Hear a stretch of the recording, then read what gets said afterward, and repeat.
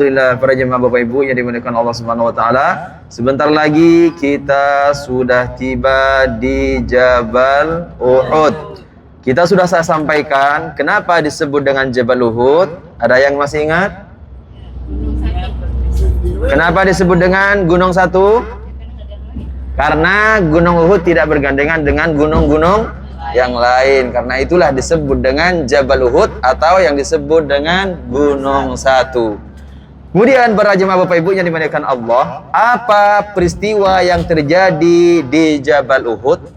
Bapak Ibu yang dimuliakan Allah Subhanahu wa taala, pada zaman itu sebelum terjadi peperangan di Jabal Uhud, terjadilah peperangan yang dikenal dengan peperangan Badar.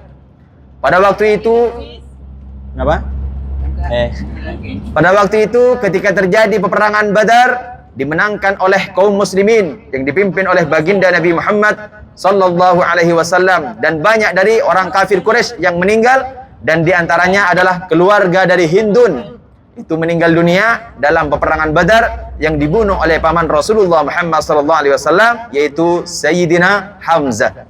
Kemudian Bapak Ibu yang dimuliakan Allah, setelah orang kafir Quraisy ini dikalahkan dalam peperangan Badar, akhirnya mereka tidak terima, mereka ingin balas dendam, dan mereka mengadakan perkumpulan pada waktu itu untuk menyerang balik kepada orang-orang muslim yang dipimpin oleh baginda Nabi Muhammad SAW. Orang kafir ini tidak terima dikalahkan dalam peperangan Badar, sehingga mereka ingin balas dendam. Akhirnya mereka mengadakan perkumpulan, dan diumumkan dalam perkumpulan tersebut, siapa yang mau menyumbangkan hartanya untuk menyerang orang muslim, siapa yang ingin menyumbang hartanya, maka disumbangkanlah nanti untuk persiapan kita melawan orang-orang muslim.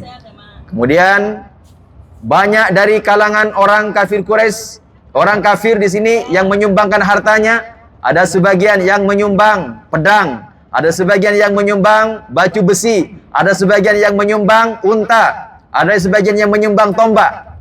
Kemudian setelah berkumpul semuanya sumbangan, akhirnya mereka semua ingin menyerang orang muslim pada waktu itu yang dipimpin oleh baginda Nabi Muhammad sallallahu alaihi wasallam. Pada waktu itu para jemaah Bapak Ibu yang dimuliakan Allah, jumlah dari kaum muslimin ada sekitar 1000 orang. Sedangkan jumlah dari kaum kafir itu sebanyak 3000 orang. Coba kita bayangkan 1000 melawan 3000.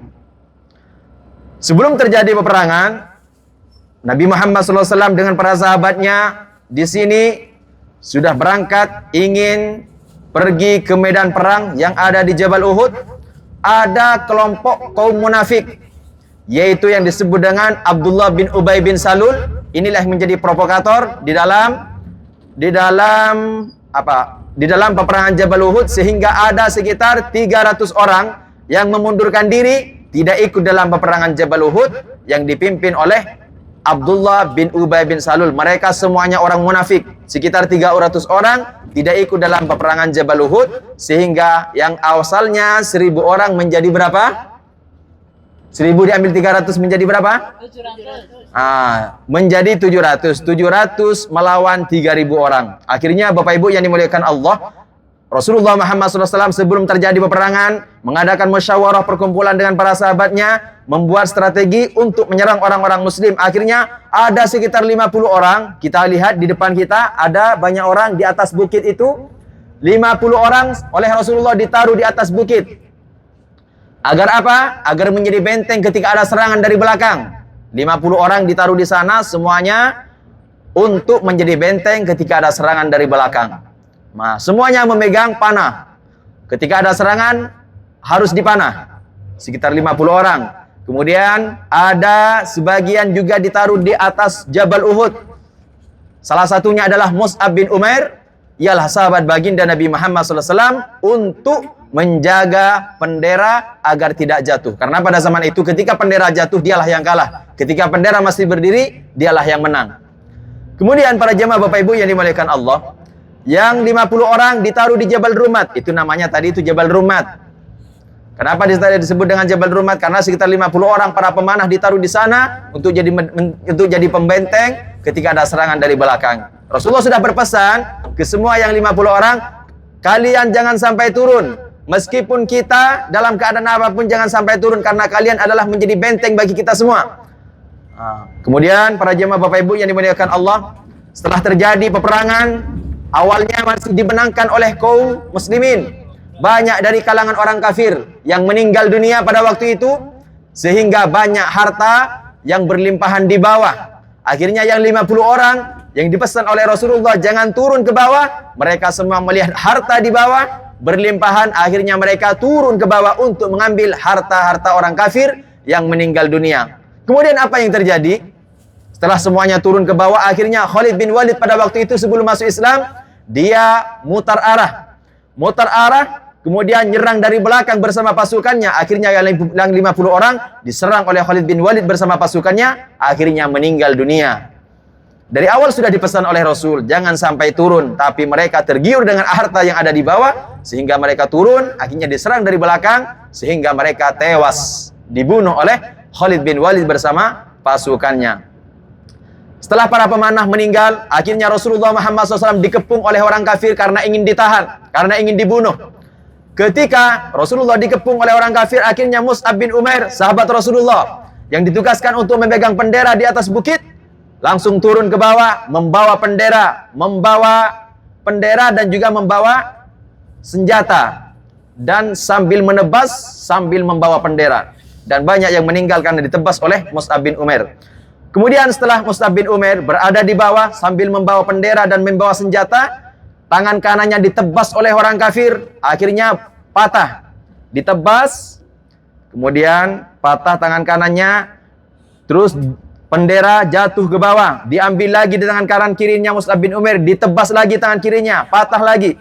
Kemudian diambil dengan dua sikunya Mus'ab bin Umair dan dibawa bendera tersebut. Kemudian Mus'ab bin Umair ditombak, akhirnya dia meninggal dunia. Itulah sahabat baginda Nabi Muhammad SAW, Mus'ab bin Umair, yang ditugaskan untuk mempertahankan bendera, meninggal di dalam peperangan Jabal Uhud. Ada juga paman Rasulullah Muhammad SAW yang disebut dengan Sayyidina Hamzah. Beliau juga meninggal dalam peperangan Jabal Uhud. Sayyidina Hamzah ini ketika dalam peperangan Badar membunuh keluarganya Hindun, sehingga Hindun ini tidak terima, ingin balas dendam.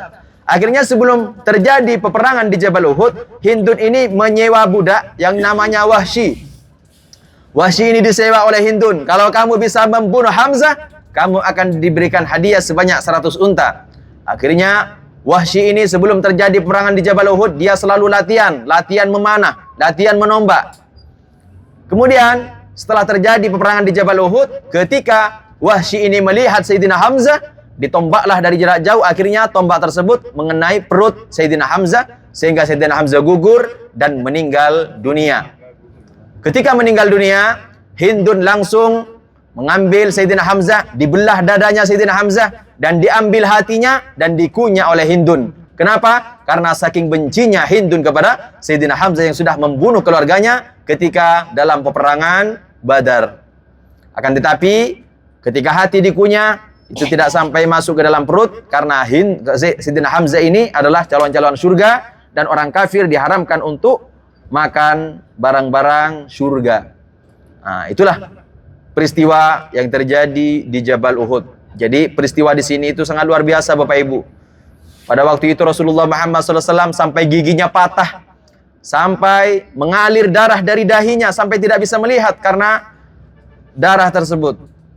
Itulah perjuangan baginda Nabi Muhammad SAW demi untuk menegakkan agama Islam. Beliau berkorban semuanya.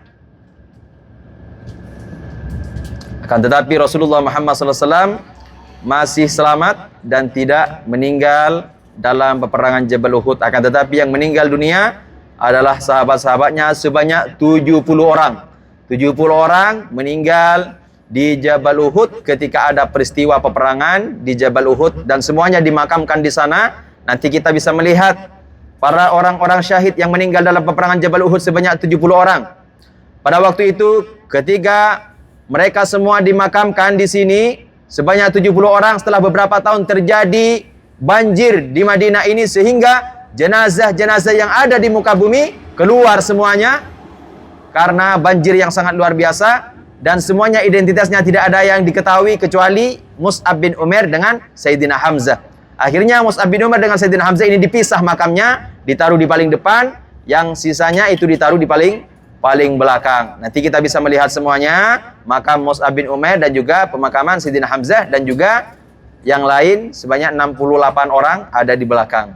Nanti kita bersalam kepada mereka semua.